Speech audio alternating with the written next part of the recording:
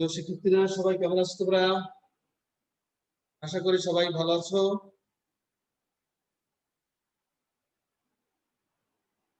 তো তোমরা দশম শ্রেণীর শিক্ষার্থী এবং তোমাদের এক্সাম সন্নিকটে,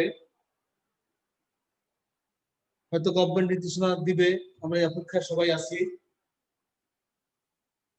তো যাই হোক, আমাদের পরীক্ষা হবে আমরা এটাই ধরে নেব, যার জন্য আমাদের পরীক্ষার কিছু প্রিপারেশন আমাদেরকে নিতে হবে। এখন দেখো, তোমাদের আজকে যে বিষয়টি আমি আলোচনা করছি, আমি নির্দিষ্ট কোনো, যেহেতু তোমরা দশম শ্রেণী, তোমাদের নির্দিষ্ট কোনো অধ্যায়ের উপরে আলোচনা আমি করছি না। আজকে একটি সৃজনশীল প্রশ্নপত্র সম্পর্কে আমি তোমাদেরকে ধারণা দিব, এবং যেই প্রশ্নগুলো সাধারণত প্রতি বছর বোর্ডে যে প্রশ্নগুলো সাধারণত আসে, সে আগে আমি একটা প্রশ্ন তৈরি করছি বোর্ডে। দেখো, এটা জাবেদা এবং খতিয়ান চ্যাপ্টার দিয়ে, জাবেদা এবং খতিয়ান চ্যাপ্টার দিয়ে প্রশ্ন তৈরি করছি। দেখো, এটা জায়গা সংকটের জন্য আমি এখানে উপরে লিখে নেই, হেডিংটা শুধু প্রশ্নটা লিখেছি। দেখো, জনাব রহিম 2019 সালের জানুয়ারি 1 তারিখে নগদ 1,50,000 টাকা, ব্যাংক জমা 50,000 টাকা এবং 25,000 টাকার পণ্য নিয়ে ব্যবসা শুরু করেন। এরপর দেখো, আমি 8 তারিখে রায়হান নিকট কোন দ্রব্য বিক্রয় 20,000 টাকা। এরপরে 12 তারিখে ব্যাংক থেকে উত্তোলন 5,000 টাকা। এবার দেনাদারের নিকট থেকে পাওয়া গেল 10,000 টাকা। দেনাদারের নিকট থেকে পাওয়া গেল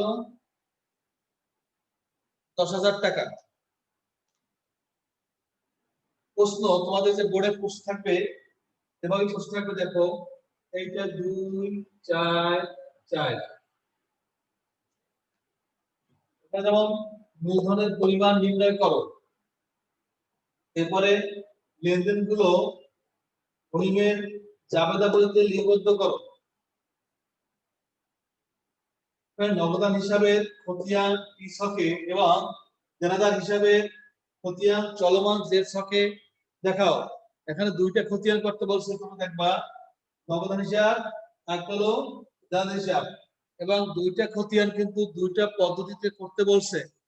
এটাও বলতে পারে বোর্ডে এরকম প্রশ্ন হয়। তো অনেকে খতিয়ান করার সময় দুইটা ছক করতে চাও না, স্যার এইটা করবো এইটা করবো না। সেটা করলে তুমি ভুল করবে, কারণ অনেক সময় ছকের নাম উল্লেখ করে দেয়, মেথড উল্লেখ করে দেয়, এই মেথডে করতে হবে। ঠিক আছে, তাহলে আমাদেরকে দুটি পদ্ধতি জানতে হবে। এখন দেখো, আমি এখন এই প্রশ্নটা লিখে ফেলবো, শুধু প্রশ্নটা লিখে ফেলবো, প্রশ্ন বুঝে ফেলবো, এটা থাকবে। তোমরা প্রশ্নটা তুলে দেবা। আমাদের ক নম্বরে মূলধন পরিমাণ চাইছে, ক নম্বরে কি চাইছে? মূলধন পরিমাণ। উত্তর আমরা বোর্ডে যাবো, উত্তর লিখবো, আমরা এই প্রশ্নটা দেখবা, অনুসরণ করবো এরকম নিয়ম ফলো করার জন্য। মনে করো এই প্রশ্নটা আছে 1 নম্বর, এক নম্বর থাকবে না, থাকবে 3 নম্বরে। দেখো, প্রশ্ন 3 নম্বর থেকে শুরু হয়। 1 2 নম্বর থাকে আমাদের এই যে আর্থিক অবস্থা বিবরণী। ধরো এরকম লিখবা 3 নং প্রশ্ন উত্তর, এই ক। এখন মূলধনের পরিমাণ চাইছে না, লিখবা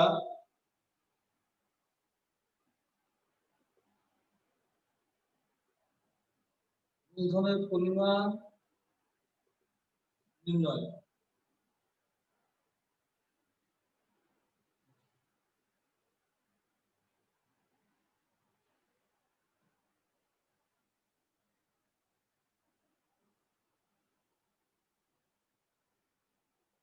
নগদ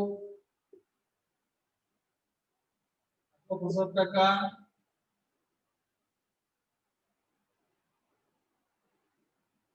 ব্যাংক জমা 1,000 টাকা,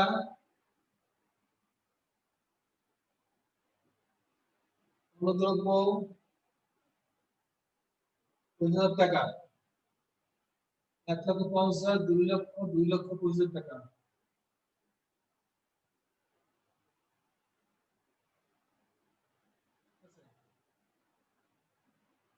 তো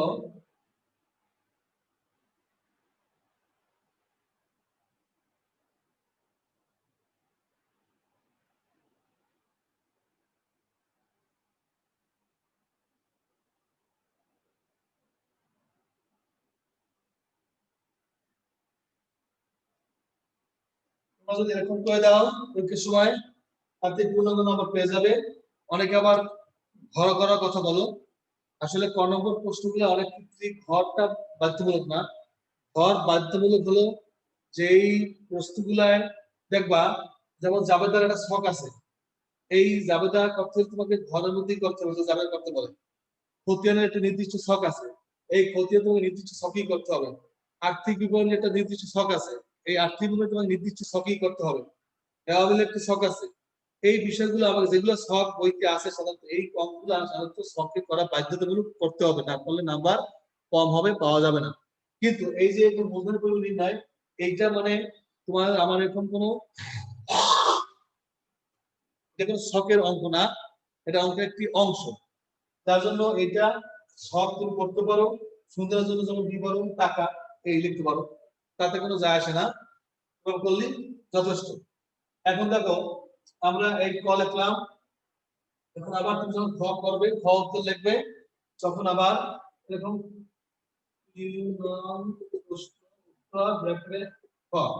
এই এখন তোমার ক্ষয় বলছে কি দেখো, যে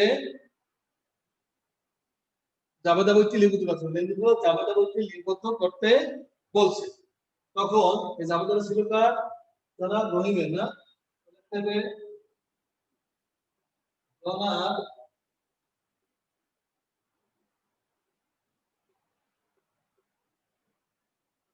রহিমের জাবেদা বই। এখন আমাকে এখানে ছক তৈরি করতে বাধ্যতামূলক, এই ছকটি অবশ্যই করতে হবে। ছক ছাড়া করলে হবে না। তারিখ, বিবরণ,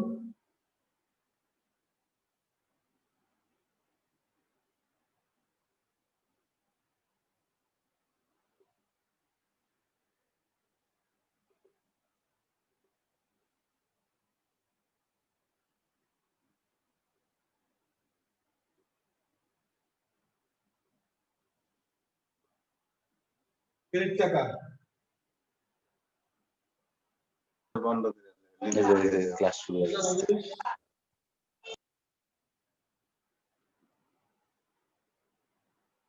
জানুয়ারি 1, জানুয়ারি 1 তারিখে আমাদের লিখতে কি,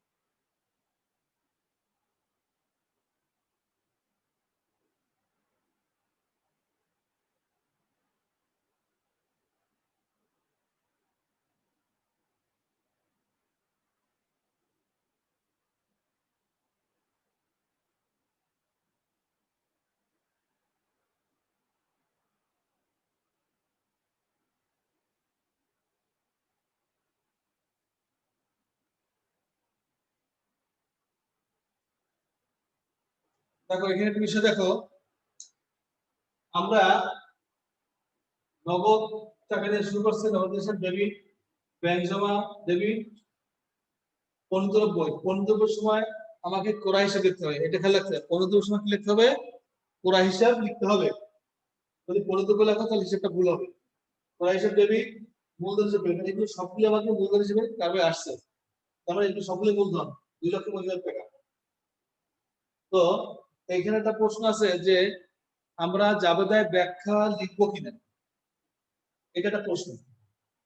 এখন জাবেদায় ব্যাখ্যা লিখা বাধ্যতামূলক না, ব্যাখ্যা লিখলেও ফুল নাম্বার, না লিখলেও ফুল নাম্বার, সমস্যা নাই। এনে বিগত কয়েক বছর পর্যন্ত বোর্ডের সাথে আলোচনা হয়েছে আমাদের।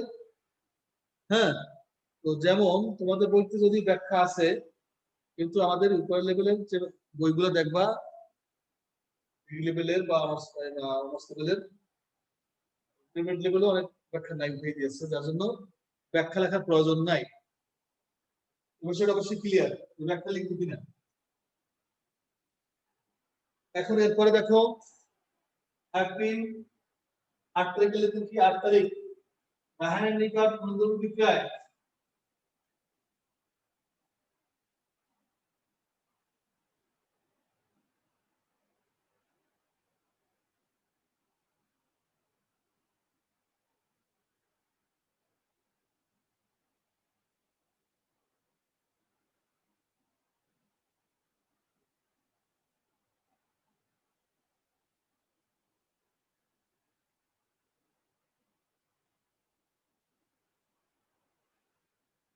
দেখো এই লেনদেনটি রাহানের নিকট মূলধন বিক্রয়, এখানে কিন্তু অনেকে এইটা, এই লেনদেনটা অনেকে নগদ হিসাব ডেবিট, বিক্রি হিসাব ডেবিট লিখি গুলো ভুলে।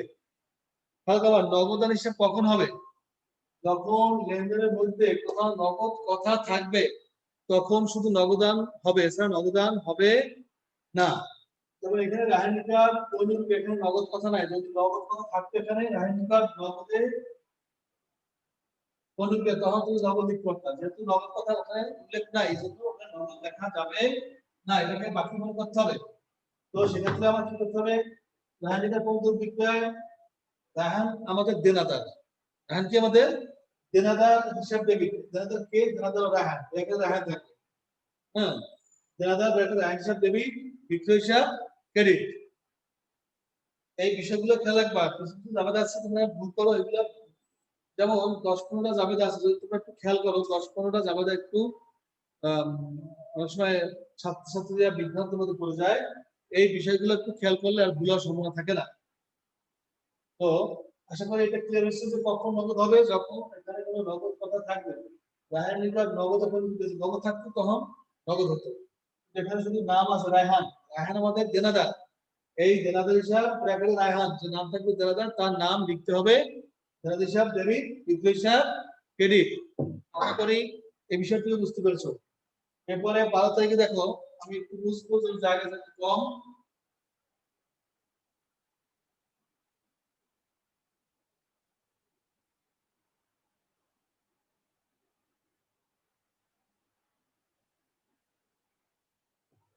তাড়াতাড়ি ব্যাংক থেকে উত্তোলন, ব্যাংক থেকে উত্তোলন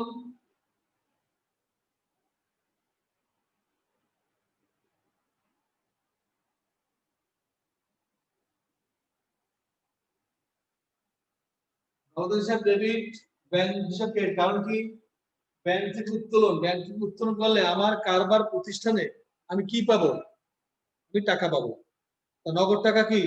নগদ টাকা হলো সম্পদ, এই সম্পদ ডেবিট, সম্পদ কি? ডেবিট, যার জন্য নগদ হিসাব ডেবিট। আবার ব্যাংক হিসাব ক্রেডিট, কেন ব্যাংক হিসাব ক্রেডিট? আমার ব্যাংকের হিসাবে যে টাকা ছিল সেই টাকা আমার ব্যাংক অ্যাকাউন্ট থেকে মাইনাস হবে।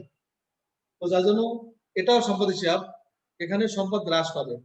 এক সম্পদ বৃদ্ধি পাবে, অর্থাৎ নগদ সম্পদ বৃদ্ধি পাবে, ব্যাংকের সম্পদ হ্রাস পাবে। এগুলো বুঝে লিখতে হবে, মুখস্থ করলে হবে না।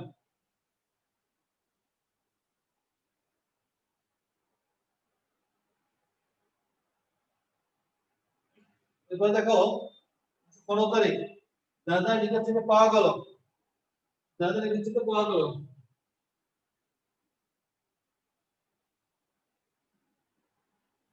নগদ হিসাব ডেবিট, দাদা নিকট পাওয়া গেল নগদ হিসাব ডেবিট, অর্থাৎ আমরা দাদা নিকট থেকে কি পেয়েছি? নগদ টাকা পাইছি, নগদ হিসাব ডেবিট আর দাদা হিসাব ক্রেডিট।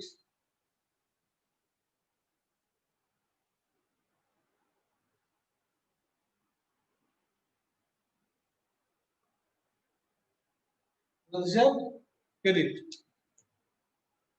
কেন দুটোই সম্পদ হিসাব, এক সম্পদ বৃদ্ধি পেয়েছে, নগদ টাকা আমার বাড়ছে, আবার দেনাদার ছিল সম্পদ, সেই সম্পদ আমার সেই টাকা দেওয়ার ফলে দেনাদার আমার হ্রাস পেয়েছে বা কমে গেছে।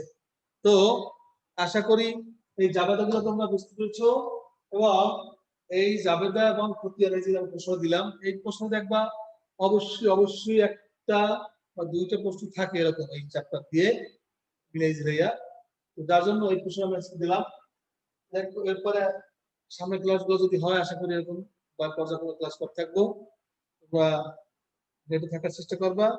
একটা জিনিস শুনো, বাসায় বসে যতই পড়ো, একজন শিক্ষকের পরামর্শ অনেক দামি, মানুষের জীবনের মোড়কে ঘুরিয়ে দেয় একজন শিক্ষকের পরামর্শ, ঠিক আছে?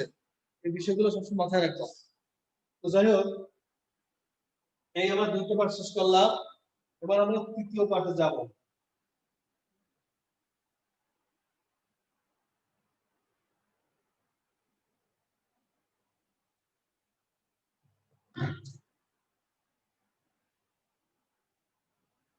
দেখো এখানে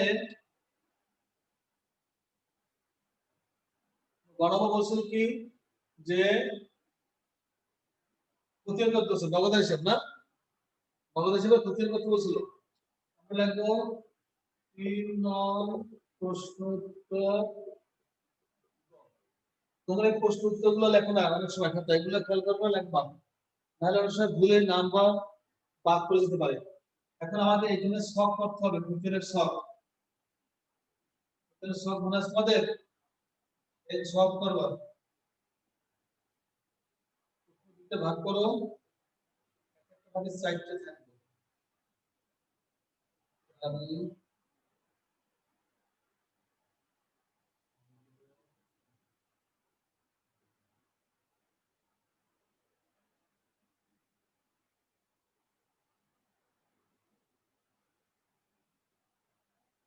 এটা লিখবা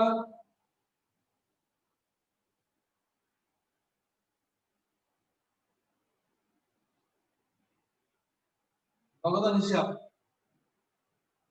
এটা লিখবা তারিখ বিবরণ পৃষ্ঠা টাকা, তারিখ বিবরণ পৃষ্ঠা টাকা।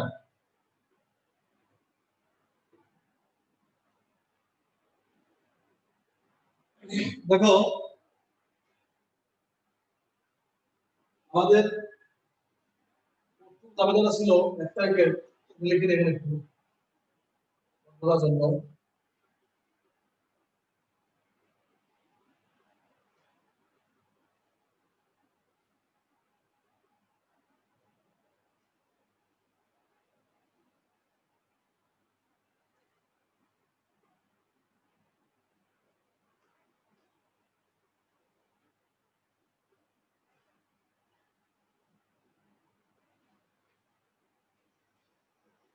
তখন তোমাদের প্রথম আবেদন আমরা লিখে দিলাম তোমাদের বোঝানোর সুবিধার জন্য।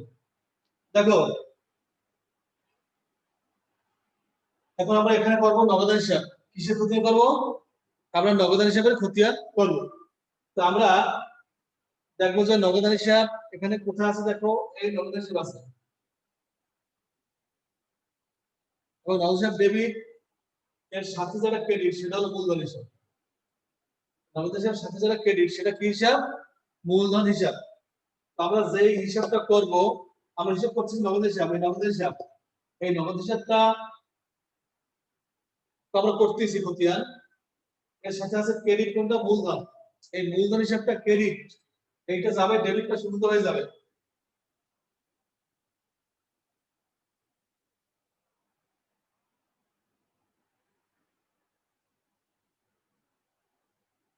তাই লিখবা, জানো যে মূলধন হিসাব ক্রেডিট থাকলে কোথায় যাবে? ডেবিট হবে। খেয়াল করবা, যেই হিসাবটা করবা, যেই হিসাবে খতিয়ান করবা, সেইটার নাম তো করে লিখছি, এটা বারবার আর লেখার আমার প্রয়োজন নাই। এখন এই নগদ হিসাবে সব নগদ হিসাব ঢুকবে, যার জন্য এই নগদ হিসাব আমরা এখানে লিখবো না, আমরা লিখবো নগদানের সাথে যে আছে, আছে কে? মূলধন হিসাব। মূলধন হিসাব আছে কি? ক্রেডিট, যাবে ডেবিট পাশে, উল্টো পাশে যাবে। মূলধন হিসাব অনেক দেখে আমার 2,25,000 টাকা লেখো, টাকার ঘরে কিন্তু 2,25,000 দেখা যাবে না, কারণ আমি হিসাব করতেছি নগদান হিসাবের, এই নগদান হিসাব আছে কত 1,50,000, এই নগদান টাকা লিখতে হবে 1 লক্ষ, আমাকে লিখতে হবে নগদের টাকা মনে রাখতে হবে। আমার মূলধন হিসেবে লিখে এই 2,25,00,000 টাকা ভুলে যাবে। এরপর দেখো আমার নগদ কোথায় আছে, এই 12 তারিখে আছে নগদ, নগদ তো করতেছি, নগদ হিসাব আমরা করতেছি, এখানে বারবার লিখবো না বলছি আমরা।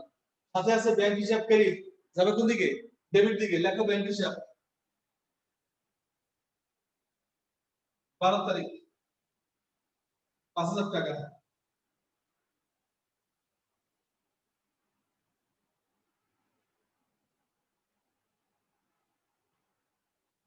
আচ্ছা, এরপর দেখো আমার নগদ কোথায় আছে, এইখানে আছে নগদ, 1,000 আছে ক্রেডিট, 1,000 যাবে ডেবিট করছি 1,000,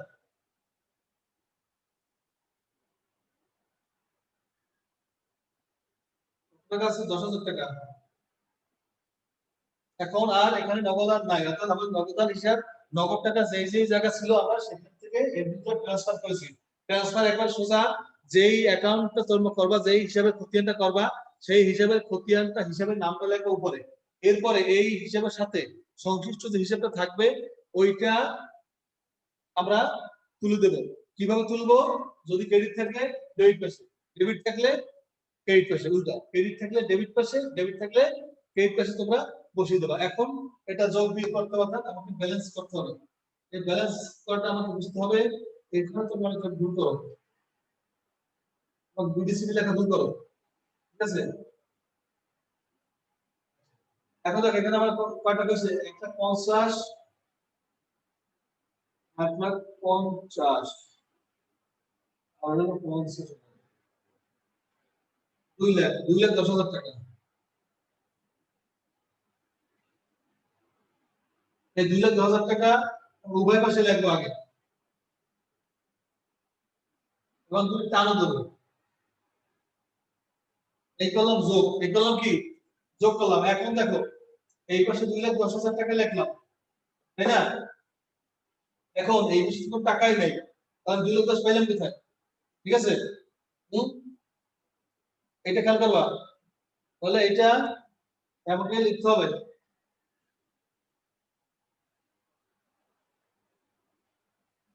ব্যালেন্স 1,000 টাকা।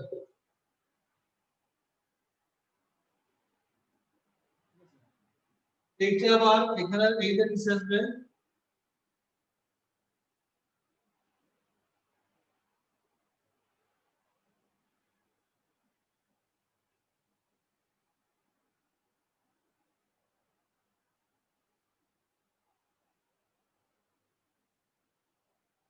এটা একটা কি দেবো, ঠিক আছে।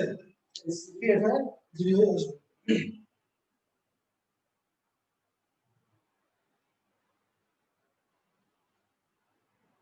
তো এই আমরা কৃষক দেখালাম, আর কৃষক আমরা দেখাতে পারলাম না, সবাই শেষ। তার জন্য আর কৃষকটা কেবল চলমানদের শখ যেটা তোমার আছে ওই হিসাবটা করে নেবা।